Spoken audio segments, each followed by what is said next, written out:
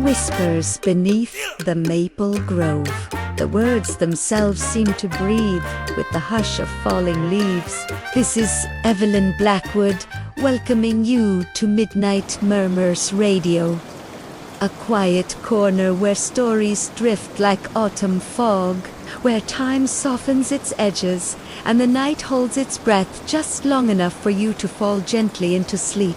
Tonight, we wander beneath the crimson canopy of Maple Hollow, a small forgotten town in Vermont, where the wind does more than rustle leaves it remembers. Before we begin, take a slow, steady breath. Inhale deeply through your nose and let it go. Feel the air cool against your skin, the gentle rise and fall of your chest. The world outside can wait. Tonight, there is only calm, the hush of the room, the soft rhythm of your heart, and the tender pull of a story waiting to unfold.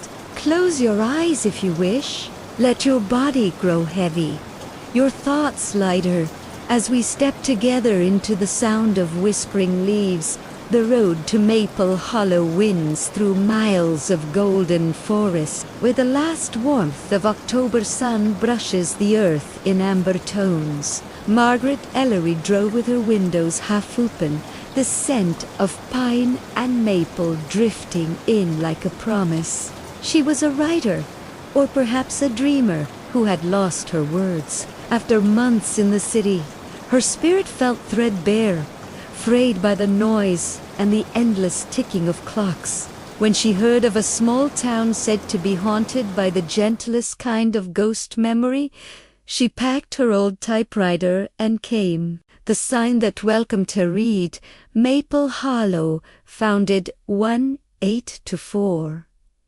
Beneath it, a row of weathered pumpkins lined the fence, their carved faces softened by rain. Smoke curled lazily from chimneys, mingling with the perfume of cider and old wood. The inn sat at the edge of town, wrapped in ivy and thyme. Its porch creaked like it had been whispering secrets for 100 years. The woman who greeted her, Mrs. Agnes, had silver hair pinned in a bun and eyes the color of dusk. "You've come at a quiet time," she said softly, handing Margaret a brass key. "Most folks leave before the wind turns cold. Only the trees stay, and they talk if you listen." Margaret smiled politely, thinking it only a local saying. But when she climbed the narrow stairs, the air shifted, faintly scented with ink and old paper. Her room was small but kind. A brass bed, laced curtains, a desk that faced the forest. Beyond the window, the grove of maples blazed with color, red and gold and rust, each leaf trembling like a heartbeat. That night, she unpacked her notebooks, lit a candle, and sat by the desk to write.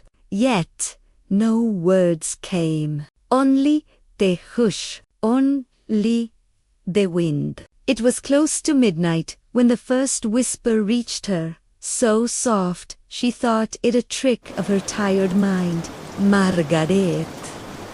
Margaret. Her pen slipped, leaving a thin black line across the page. She turned toward the window.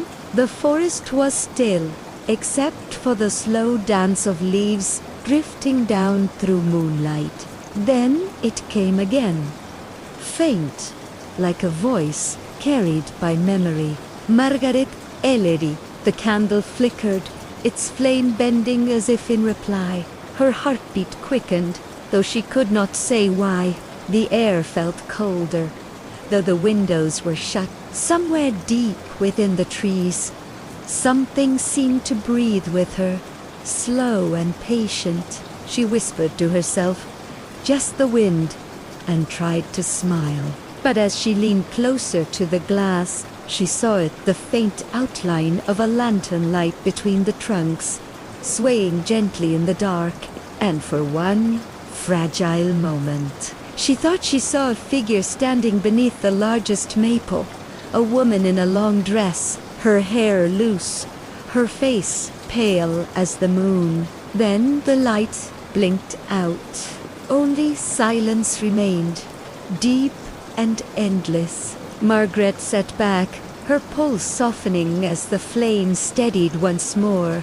The night exhaled, and the whispers faded into the rustle of leaves. She closed her notebook, set her pen aside, and blew out the candle. The room darkened, the forest beyond glowing faintly like a sea of embers. In that stillness, Evelyn's voice returns, low and calm, a thread of comfort woven through the dark. As the story fades, allow yourself to drift into a peaceful sleep. When morning came, the forest outside was wrapped in mist, soft and pale like breath upon glass. Margaret awoke to the slow creak of floorboards above her, the faint aroma of roasted apples drifting through the air. The candle from last night had melted down to a pool of wax, and beseated it her notebook lay open to a single ink stain, shaped like a leaf. She stared at it for a long moment, uncertain whether she had dreamt the whispering voice or truly heard it. The inn seemed to hum with quiet domestic life, the clinking of china, the distant shuffle of Mrs. Agnes moving about the kitchen. But beneath it all, there was that other sound again, low and rhythmic, like breath caught in the walls. She told herself it was only the wind threading through old beams, and dressed for breakfast. Downstairs, the parlor smelled of cinnamon and oak. A small fire crackled in the hearth, and the light through the windows was filtered amber by the leaves outside. Mrs. Agnes greeted her with a gentle nod, sliding a cup of tea across the table. "You slept well, I hope?" she asked, her tone carrying the weight of someone who already knew the answer. "Well enough," Margaret said, her voice softer than she intended, "though I did think I heard someone walking in the grove last night, perhaps a night watchman." Mrs. Agnes paused, her hand stilling on the teapot. For a heartbeat, the room seemed to listen with them. Then, with a small smile, she said, "No one walks there after dark, dear. The ground's uneven, and the trees don't like to be disturbed." She turned back to the counter, the conversation neatly folded away. Margaret watched her move, the way her silver hair caught the firelight, like a thread from another time. On the wall behind the counter hung a faded photograph, the same grove of maples, taken perhaps a century ago. In it stood a young woman in a long dress, her face turned away, one hand resting against a tree. Margaret leaned closer, tracing the outline of the figure. The resemblance to the shape she'd seen in the night made her heart skip. "That's a lovely photograph," she murmured. "Who is she?" Mrs. Agnes looked up, her expression unreadable. Oh, just one of the town's old portraits. No one remembers her name anymore." She hesitated, then added softly, "But she stayed here once, long ago, in your room, in fact." A quiet clatter sounded from somewhere upstairs, like a drawer sliding shut on its own. Margaret turned instinctively, her pulse quickening. Mrs. Agnes simply poured another cup of tea and continued as though nothing had happened. "You'll find Maple Hollow a peaceful place if you listen kindly," she said. "The wind carries stories. Some are gentle, some a little lost." Margaret smiled faintly, unsure how to respond. The fire popped, sending a spark tumbling onto the hearthstone, and she watched it fade into ash. Outside, the fog was beginning to lift. The forest shimmered with dew, every branch heavy with gold. She decided to take a walk before noon, to let the air clear her thoughts. The path into the grove wound between low stone fences and patches of moss, the earth soft beneath her boots. Each step seemed to hush the world a little more, until all that remained was the steady rustle of leaves falling. The trees were immense, old enough that their trunks bore initials carved in forgotten hands. She paused beneath one whose bark had split open in the shape of a heart, weathered almost smooth by time. And there it was again, that same whisper, faint as breath. "Margaret," she turned. The forest, utterly still. No one stood behind her, only a scatter of crimson leaves swirling in slow circles. Somewhere, a crow called once, and went silent. The whisper lingered, not frightening but familiar, like a lullaby remembered from another life. She pressed her hand against the tree's rough bark and felt a pulse, faint but steady, as though the grove itself had a heartbeat. For a long moment she stood there, suspended between wonder and unease. Then a bell chimed from the town below, pulling her gently back to the waking world. When she returned to the inn, Mrs. Agnes was waiting at the door, holding a folded piece of linen. "Found this tucked in your desk," she said. "Must have been left by a former guest." Margaret took it. Inside was a handkerchief, embroidered with faded blue thread. The initials L.E. stitched delicately in one corner. "Se look thap," meaning to ask. But the older woman had already turned away. Upstairs, sunlight spilled through the laced curtains, scattering pale gold over the desk. The air smelled faintly of maple and ink again. Margaret placed the handkerchief beside her notebook and sat down, fingers trembling ever so slightly. On the page where her pen had slipped the night before, new ink had bled into the paper, forming not a line this time, but two faint words she did not remember writing. "Still here." Evelyn's voice returns at the edge of the quiet, slow and soothing as twilight itself. As the story fades, allow yourself to drift into a peaceful sleep. That evening, the world seemed to quiet itself around the old inn. The sun sank behind the distant hills, and the maple grove outside turned into a sea of shadows, each leaf holding the last glimmer of gold before surrendering to dusk.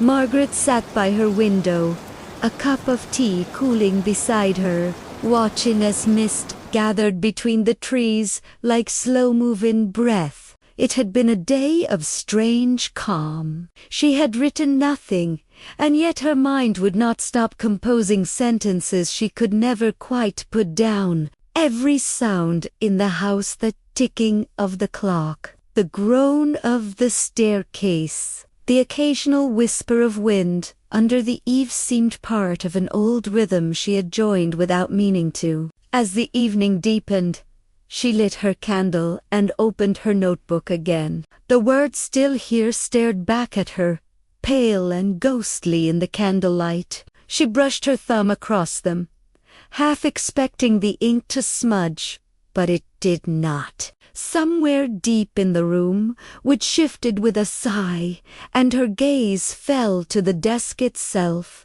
an antique piece carved from maple wood, its surface scarred with faint knife marks and circles from teacups long gone. The lower drawer stuck when she tried to pull it open, as though reluctant. She tugged again, harder this time, and it came free with a dry gasp of wood. Inside lay nothing but a thin layer of dust and till. She noticed the seam of a false bottom. Her pulse quickened.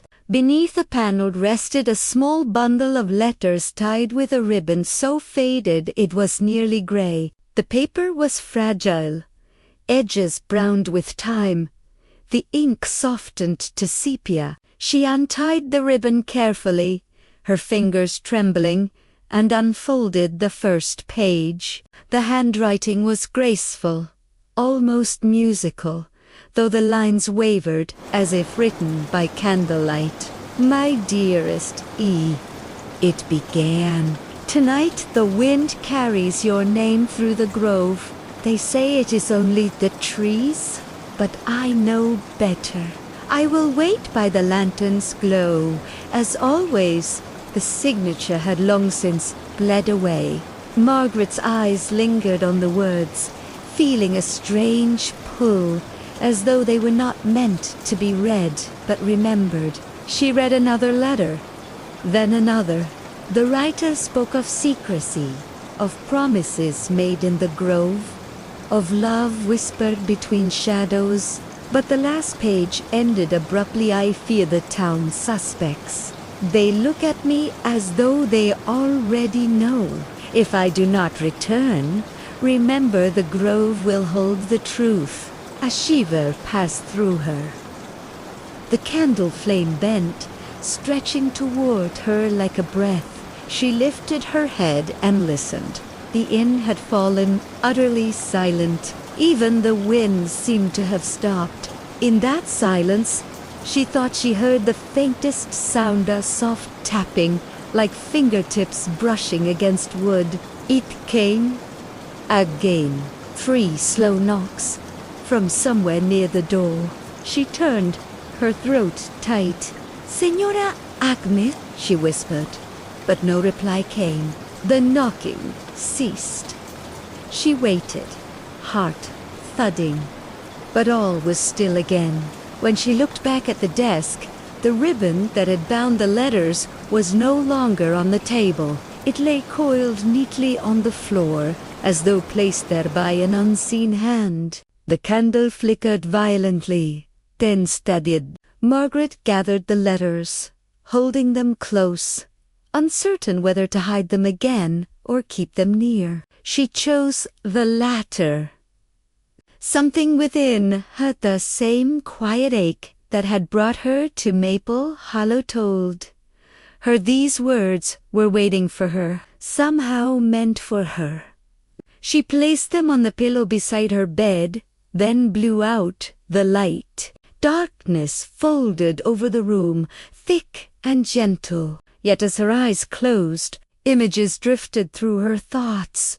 A woman in a white dress standing beneath the maple trees, a lantern swinging in the wind, and the whisper of a name. She dreamt of walking through the grove, the ground soft beneath her feet. Leaves brushed her shoulders, warm as touch, and voices floated through the air like sighs. One voice rose clearer than the rest. If I do not return, remember the grove will hold the truth. She turned toward it and saw, just for an instant, a figure kneeling at the base of a great tree, hands pressed into the soil as though bearing something dear. Then, as suddenly as it had come, the dream dissolved. She woke to the grey light of dawn filtering through the curtains, her heart still beating with the rhythm of footsteps fading away. The letters lay exactly where she had left them, yet one now rested open, its edge damp as though touched by tears. Onte margin. In a hand that could not be hers. A new line had appeared. You heard me? The forest outside was still half shrouded in mist, and somewhere within it a bird began to sing a single, lonely note that echoed through the quiet morning. Anda Salvis, Evelyn's voice, returns, soft as breath over water, wrapping the listener in calm. As the story fades, allow yourself to drift into a peaceful sleep. Night returned to Maple Hollow with a hush so deep it felt almost sacred. The inn had fallen asleep, its old beams sighing softly in the dark, while outside the wind moved through the maple grove like a long-forgotten song. Margaret sat by her candle again, the letters spread before her, their edges trembling in the faint breath of air that slipped through the window frame. The flame wavered, and for a moment she thought she heard the soft rustle of fabric behind her, the sound of someone passing close. She turned, but the room was empty. Only her own reflection caught in the dark glass of the window. Beyond it, the forest glowed with the dim silver of moonlight, every branch outlined in mist. It was then that she saw it again, a single point of light flickering between the trees, far off but steady. A lantern. A lanterne. Margaret rose slowly, her heartbeat muffled in the stillness. She should have gone to bed, should have locked the door, but something within her, something quiet and certain, told her the light was waiting for her. She wrapped a shawl over her shoulders, took her own small lamp from the bedside, and stepped into the hallway. The floor creaked beneath her feet, and as she passed the portrait at the end of the stairs, she thought for an instant. The painted eyes followed her, the woman's gaze softening with a hint of recognition. Outside, the air was cool and damp, scented with earth and leaves. The lantern's glow pulsed faintly through the mist like a heartbeat. She crossed the yard, the grass whispering under her boots, and followed the path into the grove. The world narrowed to breath and silence.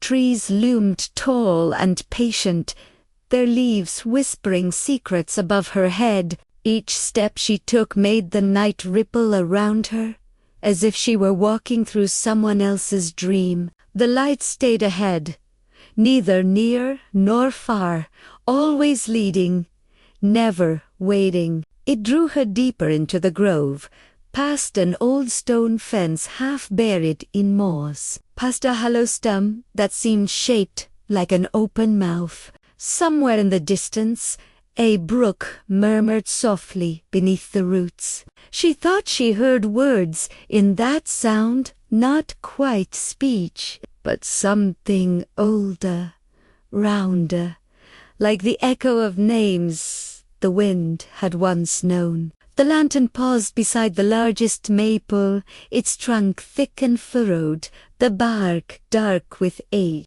The ground beneath it was uneven, the soil freshly disturbed as though someone had dug there long ago and forgotten to smooth it back. Margaret stepped closer. The light flickered, and she could see its source, now a lantern of iron and glass, the handle wrapped in a tatter of blue ribbon. The candle inside burned without smoke, steady and bright. She crouched to touch it, her hand trembling. The air grew colder. The nearer she came, when her fingers brushed the lantern's metal, the world seemed to shift. The mist thickened, the trees blurred, and for one heartbeat she thought she was not alone. A figure stood on the other side of the great tree. She could not see the face, only the pale shimmer of a dress, long and flowing, hair dark and loose as ink. The figure bent low, as if whispering to the ground itself. Margaret tried to speak, but her voice would not rise. She felt the forest holding its breath. Then, softly, the figure lifted its head and turned toward her. There were no eyes, only a faint light where eyes should have been, like lanterns reflecting water. The mouth moved, shaping her name. Margaret, not as a question, but as remembrance. And in that moment, te wind rosé, scattering the leaves in a sudden gust, that doused both lights at once, hers and the one beneath the tree. Darkness fell heavy and complete. Margaret gasped, but no sound came. For a long while she stood frozen, heart pounding, until her eyes began to adjust to the dim silver glow of the moon breaking through the clouds. The grove was empty. The lantern was gone. Only the disturbed patch of soil remained, covered now in a thin blanket of fallen leaves. She knelt and brushed them aside, revealing the edge of something hard beneath the dirt, perhaps a stone, perhaps wood. But before she could look closer, a sound behind her made her stop. A faint, almost tender whisper. "Do not wake her." Margaret turned sharply, but there was only the wind, sliding between the branches like silk. The moment passed, fragile as the breath of a dream. She rose slowly and made her way back, toward the inn, the path behind her already vanishing under the fog. When she reached the porch, the candle in her hand had burned nearly out, leaving only a thread of smoke curling upward. Inside, the warmth of the room felt strange, distant. She placed the candle on the table and glanced at the clock.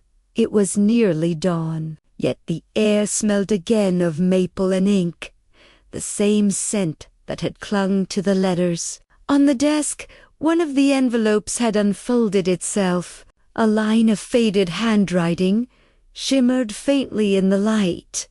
I waited by the lantern. Margaret sat very still, the silence of the house pressing close around her. Somewhere beyond the walls, the forest sighed, and as her eyes began to close, Evelyn's voice returned, deep and calm, carrying the night into stillness.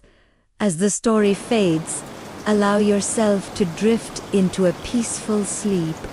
The morning came pale and uncertain, like the memory of a dream that refused to fade. Margaret awoke with a dull ache behind her eyes, unsure if she had truly slept at all. The light that entered her window was not the golden warmth of sunrise, but a muted silver that seemed to have drifted in from another world. The grove outside was wrapped in mist, the trees half-drawn in it as if the forest itself was reluctant to wake. For a long moment, she simply sat in bed, staring at the small mirror hanging on the wall opposite her.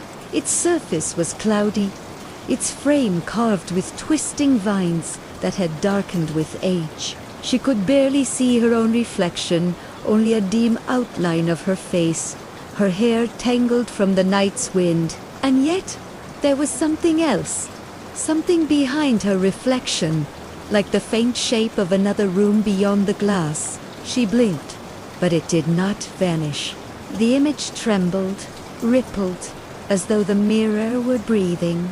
She rose quietly, the floorboards groaning under her weight, and approached it. Her fingers hovered just above the surface. The cold that radiated from it was unnatural.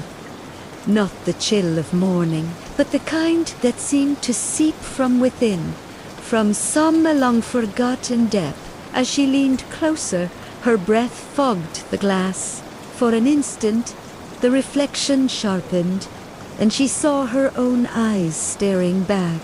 But not quite her eyes. They were softer, sadder, filled with a knowing she did not yet have. The woman in the mirror raised her hand, and Margaret Esabreath caught, for she hadn't moved her own. The hand pressed against the inside of the glass, pale and trembling. A faint sound followed, like the echo of water dripping into a hollow space. Then came a whisper, so faint it might have been the creak of wood, yet it formed words all the same.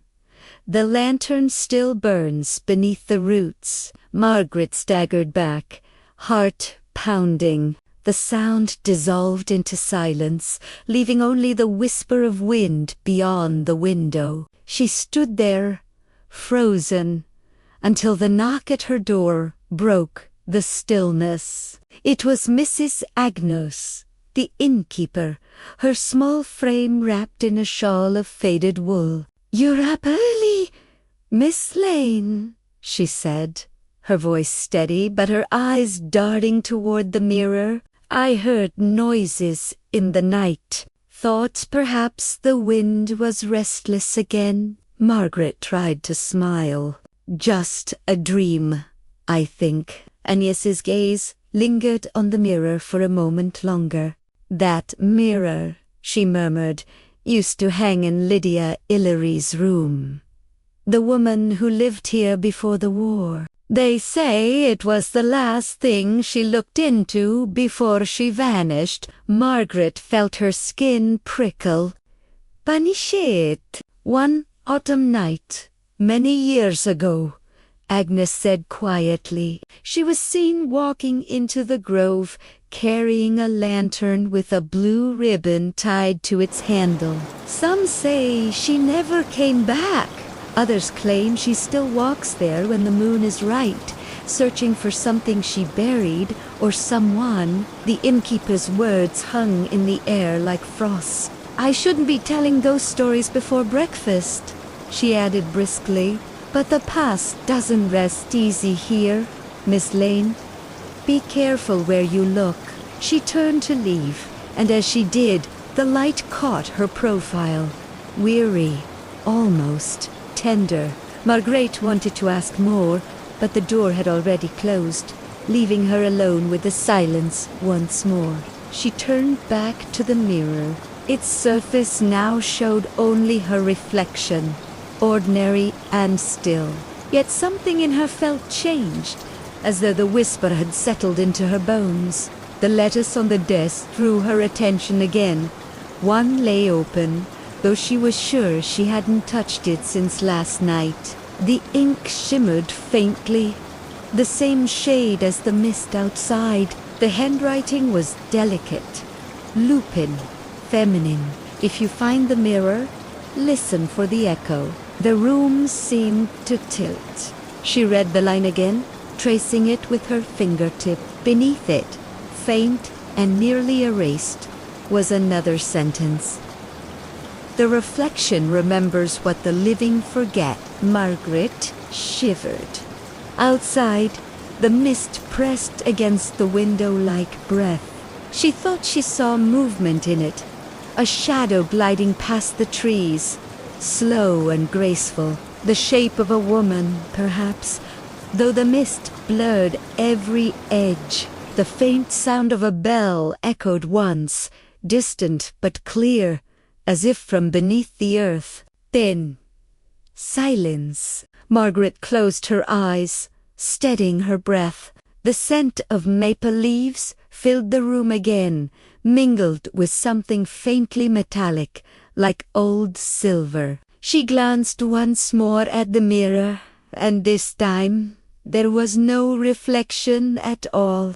Just an empty silvery light, shifting softly like the surface of a quiet pond. And from somewhere deep within that shimmer came a single, distant whisper.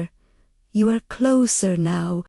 The afternoon sun slipped quietly across the sky, soft as a sigh, and by evening the grove was a cathedral of ember light. Margaret stood at the edge of the clearing, where the maple trees grew thickest, their branches forming an arch of crimson and gold above her. The wind moved through them like a whispering congregation, each leaf trembling with secrets too old to name. In her hand she held the letter she had found that morning, now folded, worn, and warm from her touch. The words "you are closer now" lingered in her mind, echoing with the same rhythm as her heartbeat. She wasn't sure what had drawn her out here, only that the inn had begun to feel smaller with each passing hour, as if its walls were pushing her gently toward the forest. The air carried the scent of sap and damp earth, laced with something faintly sweet, the smell of decay, but tender, almost beautiful. She followed the faint path winding between the trunks until she reached the oldest maple in the grove. Its roots nodded like sleeping serpents. The earth beneath it was soft, disturbed, as though someone had knelt there not long ago. Her fingers brushed the soil, and a shiver ran up her spine. There, half buried among the roots, something glimmered. She brushed away the dirt and found a small brass lantern, its glass clouded with age, a blue ribbon still tied delicately to the handle. The ribbon fluttered despite the still air, as if stirred by some unseen breath. Margaret lifted the lantern, and though it should have been cold, it pulsed faintly with warmth. When she tilted it, she saw something moving inside. Not light exactly, but a shimmer like a memory trying to take form. Then, from the depths of the forest, came that sound again. The soft toll of a bell, slow and far away, yet so clear it seemed to vibrate in her chest. She turned in a slow circle. The trees stood utterly still, their shadows long and thin, but the ground beneath her feet seemed to hum, a low vibration like the breath of something enormous sleeping beneath. The whisper rose again, the same voice she had heard in the mirror, but nearer now, almost in there. Do not be afraid. The words brushed against her ear, though no one was there. She froze, clutching the lantern tighter. The ribbon stirred again, and for a fleeting instant, she saw the faint outline of a woman standing beside the tree, tall, graceful, her hair flowing like smoke. The figure's eyes were luminous, reflecting the same silver hue as the mirror's surface. Margaret's lips parted, but no sound came. The woman raised a hand, pointing toward the base of the maple. Beneath the roots, something gleamed, not metal, but glass. Margaret knelt and began to dig with trembling hands. The soil yielded easily, and soon she uncovered a small mirror, its edges cracked, its frame blackened by time. The reflection that looked back at her was not her own, but the woman's, smiling faintly, sorrowfully. The voice came again, softer this time. The lantern keeps the memory. The mirror holds the promise. When the roots whisper, the past is listening. Margaret felt tears prick her eyes, though she did not understand why. The air thickened, and for a moment she smelled lilacs, impossible in autumn. Then the woman's image began to fade, her outline unraveling like mist in sunlight. The mirror dimmed, and the lantern flickered once, releasing a faint glow that spread through the grove like a sigh. The light touched every leaf, every shadow, and for a moment the forest seemed alive with memory, faces, laughter, fragments of long-lost time glimmering between the branches. Margaret stood motionless, watching as the light slowly withdrew, leaving behind only the rustle of the wind and the gentle creak of wood. She whispered, "Lydia." But the name vanished into the air, unanswered. As the last rays of dusk slipped away, she turned back toward the inn. Behind her, the grove settled into stillness once more. The lantern in her hand had gone dark, but the warmth of it lingered in her palm, as if something unseen had taken her hand in gratitude. When she looked back one final time, the great maple swayed slightly, and from somewhere deep beneath its roots came one final whisper, tender and faint. "Rest now. You've awakened what was meant to be remembered." The wind carried the words away, dissolving them into the night. The stars began to bloom above the treetops, and the first frost of evening brushed her cheeks. Margaret exhaled, long and slow, the breath curling into the quiet. The forest no longer felt haunted, only ancient, vast, and forgiving. She walked back along the path, her footsteps soft upon the fallen leaves, until the inn's lantern light flickered ahead like a promise of warmth. The world seemed to exhale with her, and as her door closed behind her, and the silence of her room wrapped her once again, the mirror upon the wall shimmered faintly, as if smiling in sleep. As the story fades, allow yourself to drift into a peaceful sleep.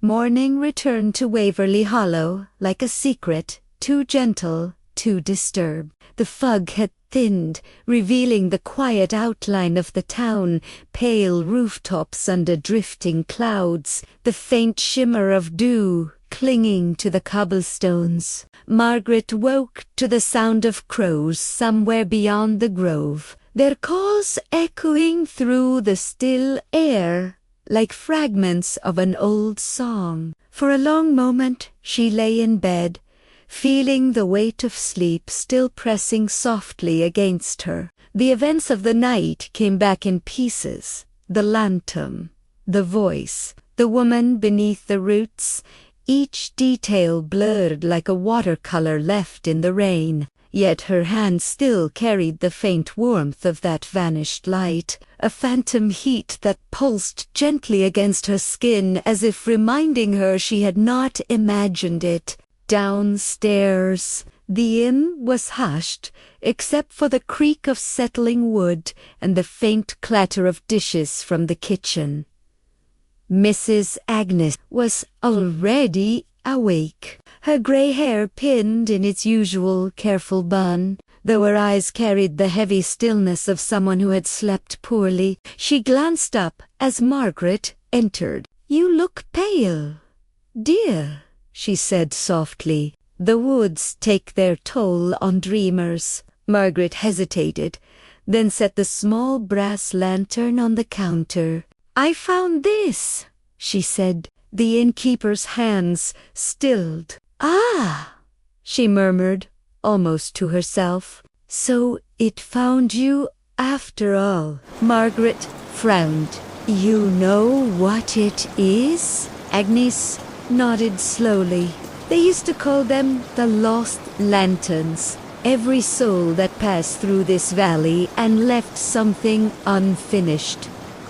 A promise, a regret, a name unspoken, was said to leave behind a flicker of light. The keepers were chosen to tend them, to make sure the past did not wander too far from where it belonged." Her voice lowered, almost reverent. Lydia Ellery was one of them. Margaret felt a chill rise along her neck. "A keeper, a brig," Agnes corrected, "between the living and what lingers." She touched the ribbon tied to the lantern's handle. "Blue for memory. When a keeper's duty is done, the light returns to the grove. But when it doesn't," she trailed off, her gaze drifting toward the window. Outside, the trees shivered in the morning breeze. Sometimes the living must finish what was left behind. Margaret traced the edge of the lantern. "Why me?" she whispered. "Because you listened," Agnes said simply. "Most people hear the wind and call it nothing, but you heard a voice. That is all the grove needs to know." Silence settled between them, soft as falling ash. Then, with a faint smile, Agnes poured 2 cups of tea and slid one toward her. "Drink? The day will need you awake." The tea was fragrant with cinnamon and maple bark, earthy and grounding. The warmth steadied her hands. Outside, The town began to stir, a cart rolling past, the laughter of children somewhere down the lane, the faint toll of the church bell marking the hour. Life carried on as though the night had been ordinary, yet Margaret could feel something beneath it, like a current running quietly under still water. After breakfast, she walked toward the edge of town. The path wound past the old mill, where a wooden sign hung crookedly, the paint nearly gone but still legible. Ellery and Sons, 1843. The name stirred something in her chest. She followed the overgrown trail beyond the mill, where the ground sloped gently toward the river. There, half hidden by reeds and the golden haze of morning, stood a small stone chapel. Its door hung slightly open, the hinges groaning as the wind moved through. Inside, the air smelt of dust and candle wax, long extinguished. Rows of pews leaned with age, and at the far end, upon a stone altar, rested another lantern, identical to the one she carried, except for the ribbon, which was crimson instead of blue. As she stepped closer, a flicker stirred inside it, a faint glow awakening like the first breath of dawn. Margaret reached out, her reflection trembling in the glass. For a moment she thought she saw not herself, but Lydia again, her expression calm, waiting. Then a whisper filled the chapel, low and distant, yet unmistakable. One light remembers, another seeks. The keeper's path is never walked alone. The flame within the crimson lantern flared once, casting the walls in a warm, pulsing glow. Margaret felt the weight of the grove settle around her again, though she stood far from its trees. The air shimmered faintly, and she understood the forest's reach was longer than roots, its memory older than stone. She lifted her lantern beside the other, and for the briefest instant, both lights burned as one. Then the glow dimmed, leaving her in the golden silence of morning. Outside, the river whispered softly against its banks, carrying the echo of unseen voices away. Margaret stood still, her breath slow and deep, feeling the hush of centuries gather in the space around her. Somewhere, beneath the maple grove, something had begun to stir. Again, as the story fades, allow yourself to drift into a peaceful sleep. The air inside the chapel was colder now, as if the faint breath of dawn had retreated beyond its walls, leaving only the scent of stone and dust behind. Margaret stood in the center aisle, her lantern dim but steady, its glass reflecting the cracked windows where threads of light struggled to enter. The silence pressed close, not the ordinary stillness of an abandoned place, but something listening, aware. She could almost feel the weight of time resting on her shoulders, patient and unmoving. When she looked up, she noticed the bells. 3 of them hung above the altar, small and tarnished, their ropes long since rotted away. They should have been silent with rust, and yet, as the breeze stirred through the doorway, they trembled ever so slightly, releasing a faint metallic sigh. Margaret's pulse quickened. She moved closer, each step echoing through the empty hall. On the wall beneath the bells, carved faintly into the stone, was a phrase she could barely read beneath the moss and dust.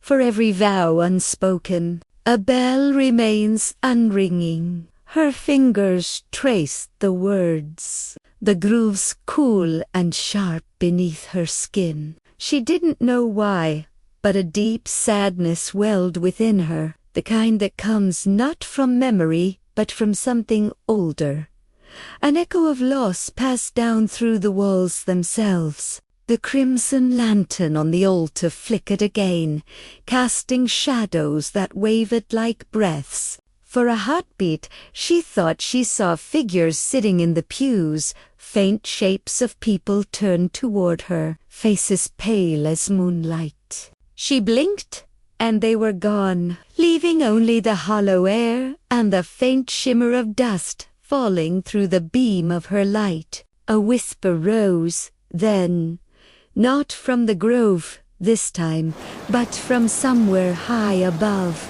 near the bells. It was a woman's voice, low and lilting, as though sung through the air itself. The bells were silenced to keep the promise. The promise was buried beneath the roots. Margaret lifted her lantern higher. "Who's there?"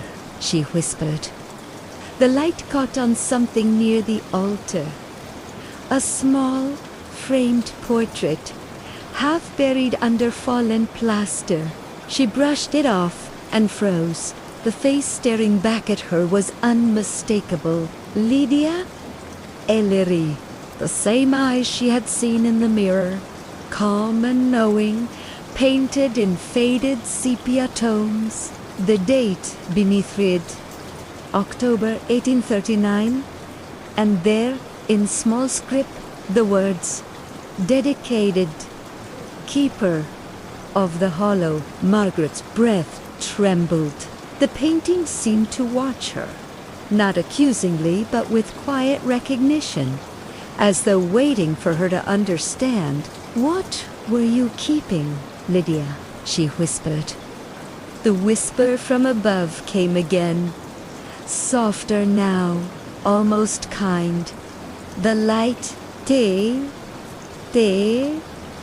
voices, the ones who forgot their way home. Her gaze lifted to the bells once more, and she noticed something she hadn't before. Faint red stains along their rims, darkened with age but unmistakable. Not paint, not rust, something more human. A memory flashed unbidden. Lydia walking through the grove with her lantern, the blue ribbon trailing, the air heavy with rain and sorrow. A ritual, perhaps, a night of loss, a promise made and broken. Margaret stepped back, her pulse thrumming. "Were you trying to free them?" "Se murmuré ter este red." The crimson lantern flared, its flame dancing violently before settling into a steady, golden glow. The bells gave a single, hollow chime. Though no hand had touched them, it was not low, just a breath of sound, enough to make the walls seem to exhale. The whisper returned once more, fainter now, retreating like the tide. "When the bells ring again, the keepers will return." Then the flame died, leaving only smoke curling upward in thin, ghostly ribbons. The silence that followed was different, not empty, but waiting. Margaret stood there for a long time, listening to her own heartbeat slow. Outside, the wind moved through the trees, carrying with it the faint scent of maple and something distant, something burning. She turned toward the door. The morning light had deepened to gold, touching the chapel floor with warmth. For a moment, it almost felt sacred again, like the building itself was remembering what it had once been. As she stepped outside, she looked back one last time. The bells no longer moved, but their faint reflection shimmered in her lantern's glass, as if they were still vibrating somewhere beyond the reach of sound. The forest beyond the chapel seemed lighter.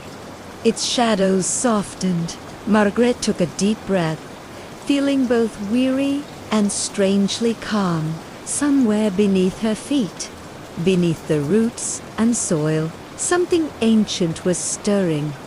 Not angry, not cruel, simply awake. She tightened her grip on the lantern and began the slow walk back toward the grove. As the story fades, allow yourself to drift into a peaceful sleep.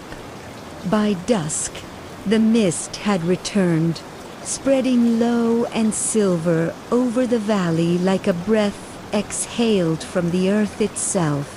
Margaret walked along the narrow trail that wound between the maple trees, her lantern flickering softly in her hand. The air was thick with the scent of damp leaves and wood smoke, and every now and then, the faint toll of a bell drifted from somewhere she could not see.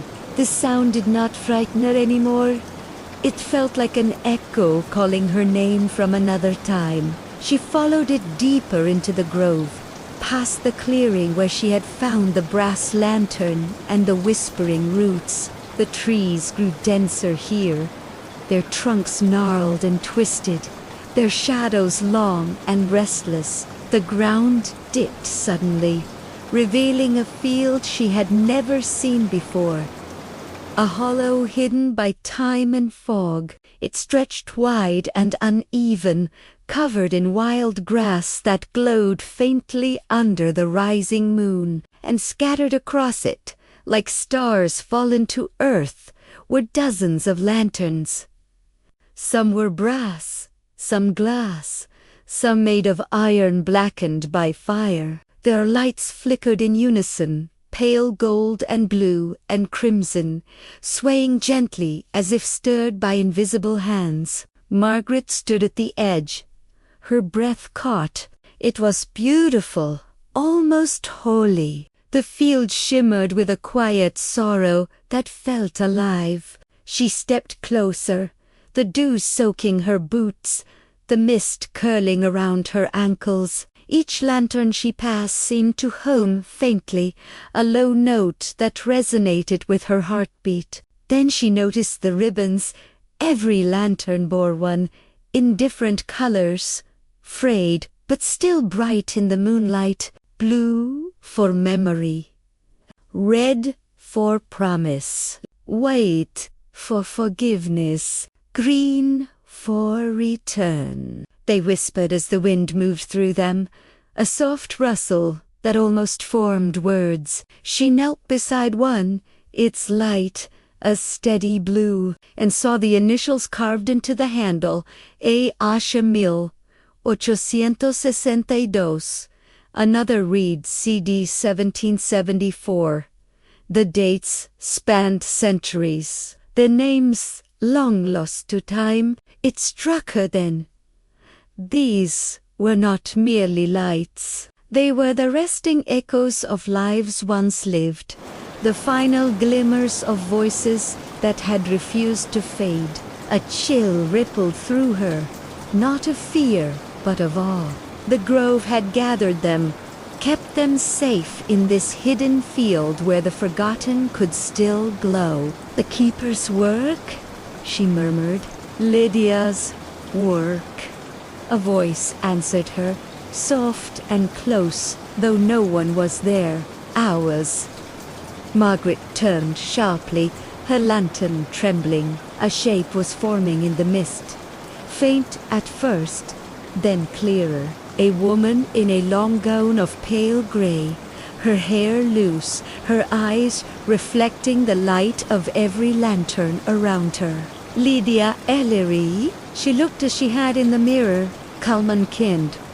But this time, her presence carried a weight of peace rather than sorrow. You came back, Lydia said, her voice a hush that seemed part of the wind.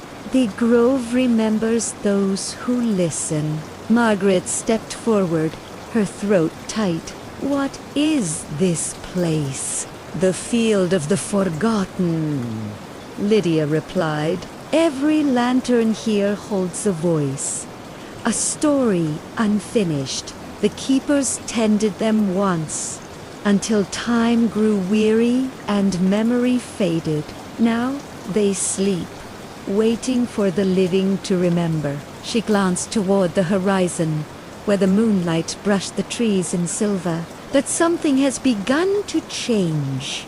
The silence has grown restless. Margaret's gaze swept the field.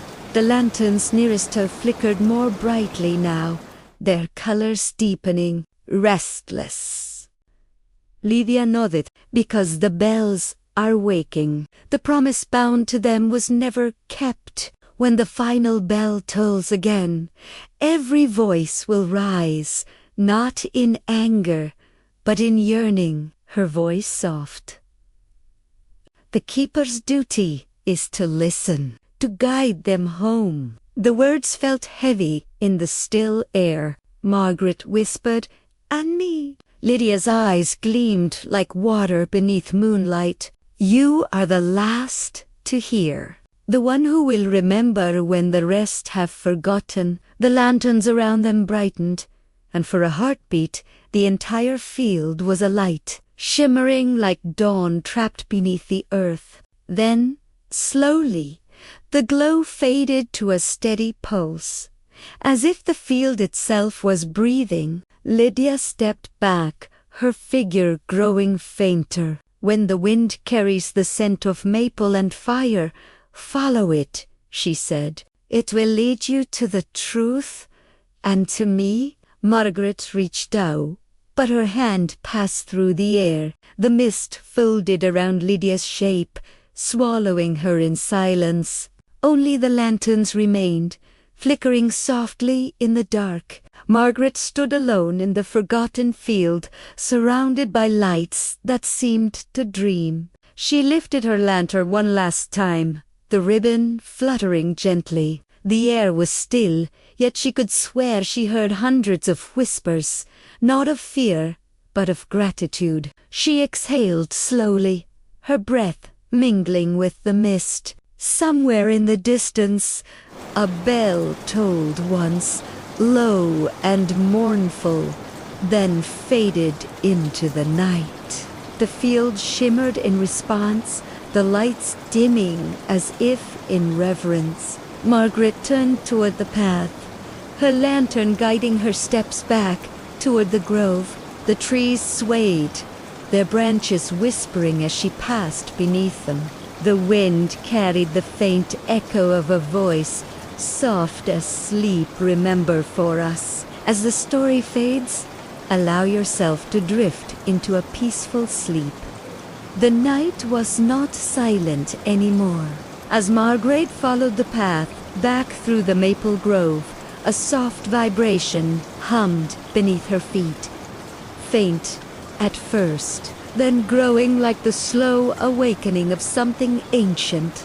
The trees around her swayed though no wind stirred, and the lantern she carried flickered, its ribbon trembling as if remembering the words Lydia had spoken. Then, from somewhere deep within the valley, a bell began to toll.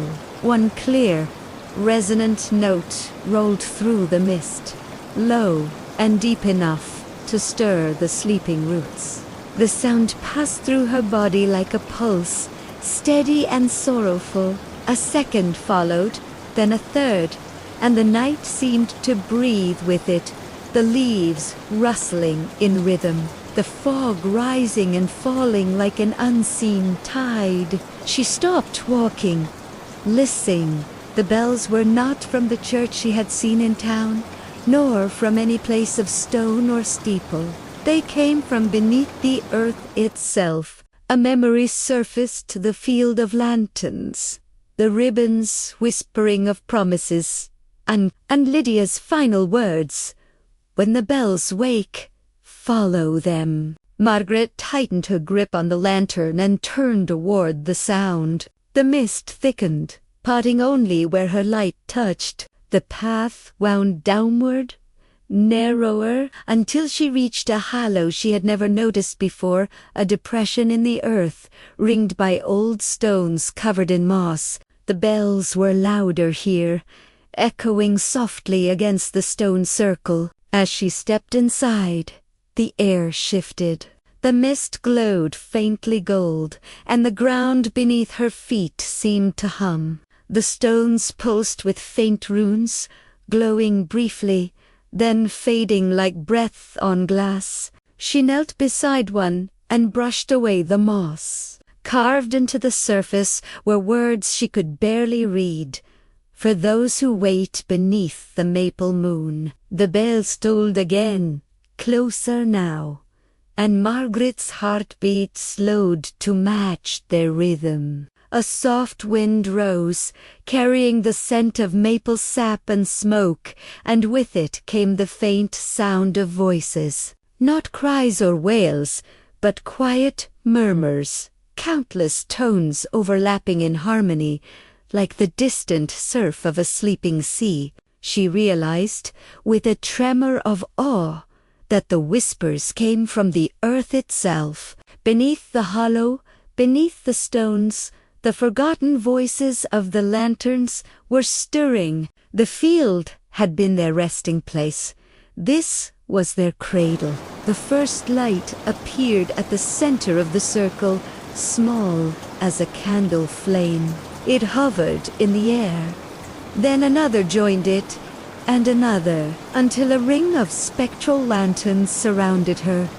Their lights pale and translucent. Within each shimmered a face. Faint and shifting men and women, young and old, their eyes calm and unafraid. Margaret rose slowly, the air cool against her skin. One of the lights drifted toward her, pausing just above her heart. It flickered once, and a voice gentle, worn by centuries, spoke within her mind. "Do you hear us, Keeper?" The title echoed like a bell through her chest. She whispered, "I hear you." Then remember. The lights flared brighter, and the bells answered, their tones weaving into a melody that was not made by any hand. It was a requiem and a lullaby at once. Music born from grief and grace. Margaret's eyes filled with tears she didn't understand. In the glow of the hollow, she saw glimpses of their lives. A mother waiting at a window for a son who never returned from war.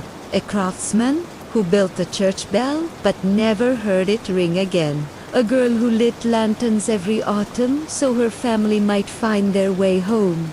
The images shimmered, then folded into the light again. Lydia's voice, faint but clear, drifted through the air. The bells wake not to haunt, but to remain. Every life echoes. Every promise endures. The lantern Margaret carried began to glow in response, its flame deepening to amber. She felt warmth spread through her fingers. Not heat, but memory, like the touch of sunlight on skin. The mist around her thickened, curling upward like smoke from an unseen fire. And for a heartbeat she felt suspended between worlds, one of breath and one of memory. Then, as suddenly as it began, the bells fell silent. The lights dimmed, sinking slowly toward the earth until only her lantern remained aglow. The hollow grew still again, save for the soft whisper of leaves high above. Margaret exhaled, her breath pale in the cool air. The silence was not empty now. It was full of something vast and gentle. She bowed her head, the ribbon of her lantern brushing her wrist. "I will remember," she whispered. A faint breeze stirred the trees, and in its passing she heard Lydia's reply, almost too soft to catch. "Then the grove will rest." The mist began to fade, revealing the faint outline of dawn along the horizon. Margaret turned toward it, her lantern lighting her path out of the hollow. Each step felt lighter, as though the forest itself breathed easier. Somewhere far behind her, one final bell rang soft, tender, like a heartbeat easing into peace. As the story fades, Allow yourself to drift into a peaceful sleep. The dawn crept gently through the branches, soft and silver, painting the maple leaves in hues of rose and gold. Margaret walked slowly along the forest path, her lantern dim but still alive, the ribbon fluttering with every quiet step. The air smelled of sap and earth, sweet and ancient, and though the mist had thinned, it clung to her skirt as if reluctant to let her go. The bells had fallen silent, but their echo lingered, not in sound, but in her chest, where the rhythm of their tolls had become her heartbeat. As they walked, she noticed the trees seemed different now. The grove no longer felt haunted. It breathed calm and awake, as though the night's long sorrow had finally been lifted. The branches arched above her like a cathedral ceiling, and shafts of sunlight fell through in soft columns, lighting motes of gold that drifted like dust made of dreams. She followed the faint trail until it opened to a clearing she had unseen before, a small cabin of weathered wood, half hidden by ivy and maple roots that had wrapped themselves lovingly around the porch. The windows were clouded, the door slightly ajar. The scent of dried herbs and wax drifted from within. Margaret hesitated, her lantern glowing faintly in her hand. She pushed the door open, and the hinges sighed like an old memory. Inside, time had folded in on itself. Books lined the walls, their spines cracked but cared for. A kettle rested on the stove, blackened from years of use. Beside it, a small wooden table held a journal bound in faded red cloth. Margaret ran her fingers over it, brushing away a thin layer of dust. The initials on the cover were delicate but clear. L.E. Lydia Ellery. She opened it gently. The pages were filled with looping handwriting, and as she read, the room seemed to grow warmer. Lydia had written of the grove of the lanterns, of the bells, of the voices that lingered between worlds. Each line spoke of patience, of duty, of love that did not end with death. A keeper does not command the spirits. One entry read, "She listens, and in listening, remembers." Margaret closed her eyes, her fingers resting on the ink that had long since faded. She could almost hear Lydia's voice beside her, soft and low. To remember is to keep the light. A faint breeze stirred the pages, turning them to the final entry. It was dated one autumn night, more than a century ago. When the bells wake again, another will come. She will carry the last light, and with it, the promise kept. Margaret exhaled, her breath trembling. The lantern in her hand flickered, its light growing warmer, brighter. She set it gently upon the table beside the journal, and as she did, a soft glow began to spread across the cabin. The air shimmered, golden dust rising like embers from unseen candles. And then, from the shadows by the hearth, Lydia appeared, not as a ghost, but as light shaped by memory. Her smile was faint, kind, touched with the quiet joy of a long-awaited peace. "You found it," she said. Her voice was a whisper, yet it filled the room. Margaret nodded, tears shining in her eyes. "I heard the bells," she said softly. I remembered." Lydia stepped closer, her form flickering like candlelight. "Then the promise is fulfilled. The grove no longer sleeps. And neither do I." Margaret looked down at the lantern. "What happens now?" "Now," Lydia said, "the light becomes yours." The lantern's glow deepened, its ribbon lifting as though in a silent breeze. Lydia placed her hand over Margaret's, and warmth spread through the air, gentle and boundless. For a moment, the two stood as one, the living and the remembered, joined by the quiet rhythm of the forest. Outside, the maple leaves shivered, their color deepening to crimson as sunlight poured through them. The cabin seemed to breathe with life again, its shadows soft, its silence kind. Lydia's form began to fade, her light blending with the lantern's flame. "The grove will need you," she whispered. "There will always be whispers beneath the leaves. Keep them safe." Margaret wanted to speak, but the words dissolved on her tongue. She only nodded, her heart heavy and full. Lydia smiled once more, a smile of release, and then she was gone, leaving only the faint scent of maple and rain. The lantern's glow settled, steady and warm.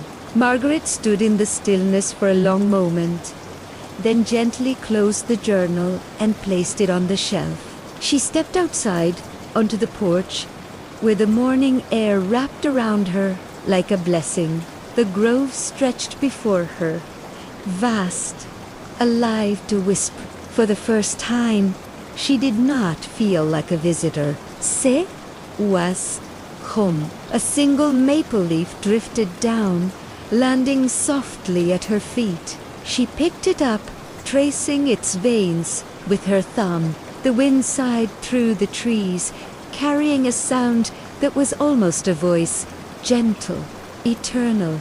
"Keep the light." She smiled, her eyes closing, letting the peace wash through her. Somewhere, far beyond the waking world, the bells tolled once, not in mourning, but in gratitude. As the story fades, allow yourself to drift into a peaceful sleep. Night descended over Waverly Hollow as softly as a sigh, and the maple grove settled into its ancient rhythm. Margaret walked slowly through the shadowed path, the lantern in her hand, glowing warmly, casting pools of amber light that danced across the fallen leaves. The mist clung to her skirt and swirled around the trunks like gentle spirits, whispering secrets she had come to understand without words. The forest was alive with memory, every branch, root, and stone holding echoes of those who had walked here before, those who had left lanterns as markers of love, regret, or promise. Margaret felt the weight of centuries in the cool air. Yet it was not heavy. It was comforting, like the forest itself had waited for her arrival. Every step she took seemed to awaken a small part of the grove, the rustle of leaves responding to her presence as if acknowledging her. As part of its story, the lantern's flame flickered, revealing a faint shimmer on the forest floor, a path of tiny lights she had not noticed before. Each shimmer corresponded to a lantern from the forgotten field, their memories flowing outward in gentle arcs of golden glow. She followed them, and as she did, she felt the whispers she had heard in the hollow rise again, soft and distant. They were no longer voices of sorrow or longing. They were melodies of remembrance, threads of lives intertwined with the grove, guiding her through the trees. The wind carried the faint scent of maple sap and the sweetness of distant rain, blending with the memory of firelight and candle wax. It wrapped around her like a warm blanket, urging her to slow her steps, to breathe deeply, to feel the pulse of the grove beneath her feet. Somewhere high in the canopy, a single leaf fell, spinning gently in the air before landing at her feet. She bent to pick it up, running her fingers along its veins, tracing the lines of time. The grove seemed to lean in closer, quiet and tender, as though acknowledging that she understood the promise of the keepers. In the distance, she glimpsed the faint outline of the cabin where Lydia had once lived, its roof catching the last amber streaks of sunlight. Margaret paused, gazing at it, and the memory of Lydia's words returned. "The grove will need you. Keep the light," she breathed in, feeling the warmth of the lantern seep into her hands, into her chest, into the rhythm of her own heartbeat. Each step back along the path felt lighter, as if the forest was guiding her, cushioning her journey. And as she reached the edge of the grove, the mist began to thin, revealing the first pale stars overhead. She turned once more, her eyes tracing the twisting trunks, the shadows that had once seemed ominous, now gentle and watchful. The whispers of the lanterns lingered faintly, carried away by the wind, leaving only a sense of peace. Margaret set her lantern down on a flat stone at the grove's edge, the flame steady and quiet. The ribbons fluttered one last time, then rested, as if the grove itself exhaled.